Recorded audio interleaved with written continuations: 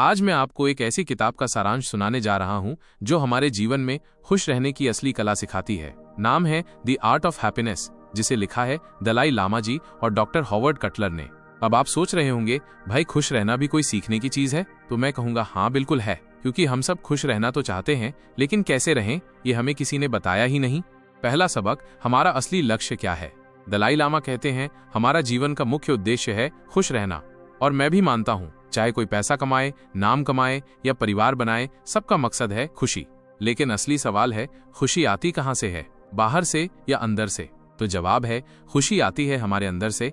दूसरा सबक, हमारा दिमाग ही हमारी दुनिया है। अब देखो दोस्तों, दलाई लामा कहते हैं कि अगर हम सच में खुश रहना चाहते हैं तो सबसे पहले हमें अपने सोचने का तरीका बदलना होगा। हम क्या करते हैं, थोड़ी सी दिक्कत आई, परेशान, किसी ने कुछ कह दिया, दुखी, किसी के पास ज्यादा चीजें दिखी, जलन। तो भाई ये सब मन की गंदगी है। जब तक इसे साफ नहीं करोगे तब तक खुशी कैसे टिकेगी। तीसरा सबक, सच्ची खुशी भौतिक चीजों से नहीं आती। मान लो आज आपने एक नया मोबाइल ले लिया, पहले दिन मजा आया, दूसरे दिन थोड़ा कम, और एक हफ्ते बाद वही पुराना फोन लगने लगता है। क्यों?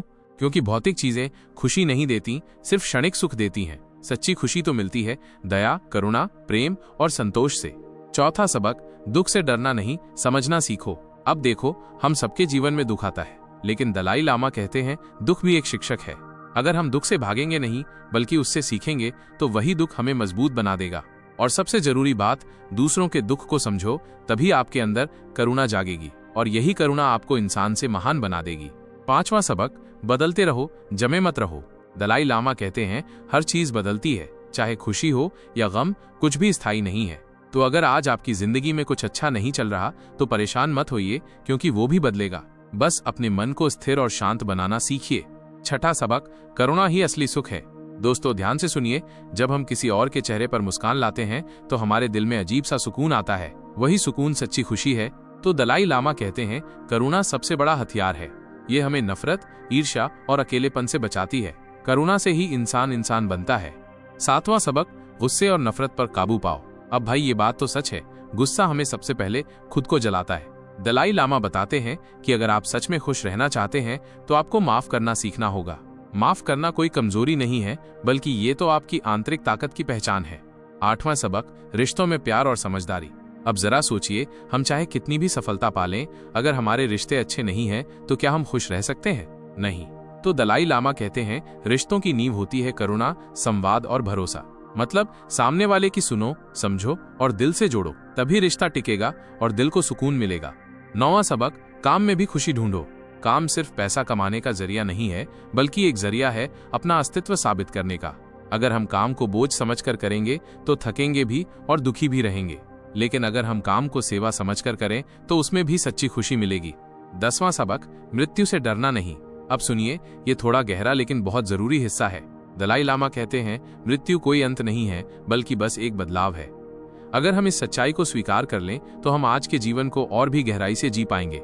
जब हम हर दिन को ऐसे जिएं जैसे ये हमारा आखिरी दिन हो सकता है, तभी हम पूरी तरह से जागरूक और सचमुच खुश हो पाते हैं। तो अब सवाल ये है, क्या हम सच में खुश रहना चाहते हैं?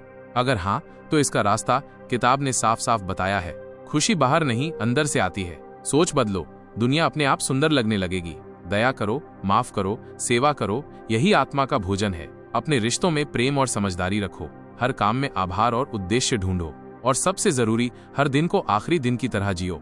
अंत में 5 गूढ़ बातें जो मैंने इस किताब से सीखी, आप भी याद रखिए। 1, खुशी एक कला है जो अभ्यास से आती है, जैसे योग या संगीत। 2, जो चीजें तुम्हारे हाथ में नहीं है उन्हें छोड़ना सीखो। 3, दूसरों की मदद करके ही आप अपने मन को सुकून दे सकते हो। 4, दुख को समझो, उससे भागो मत, ये भी एक गुरु है। 5, अगर कोई आपको दुख दे तो याद रखो, माफ करने वाला हमेशा बड़ा होता है। निष्कर्ष, खुशी कोई मंजिल नहीं, एक सफर है, और वो सफर तुम्हारे अपने अंदर से शुरू होता है। अगर आपको ये कहानी अच्छी लगी हो तो इसे अपने दिल में बसा लो और अपने जीवन में उतारो।